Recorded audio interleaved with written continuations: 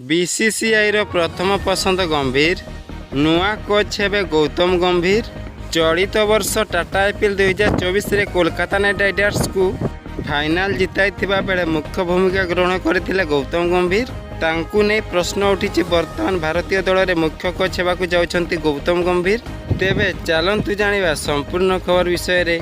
आउ किछि मास परे राहुल द्राविडंकर समय सीमा समाप्त हेबाकु जाउछि, तेणु एहारी पूर्वर भारतीय दल रे आउ काहाकु भारतीय दल रे मुख्य कोच चयन कराजिबो ताहा आलोचना चलिछि।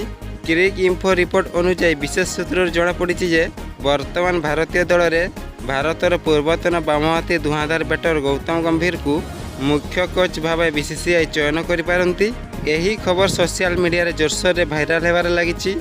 तो फ्रेंड आपण मैंने निश्चय कहतु गौतम गंभीर भारतीय दल मुख्य कोच हेले कौन भारतीय दल विश्वकप जितब कमेंट रे लिख।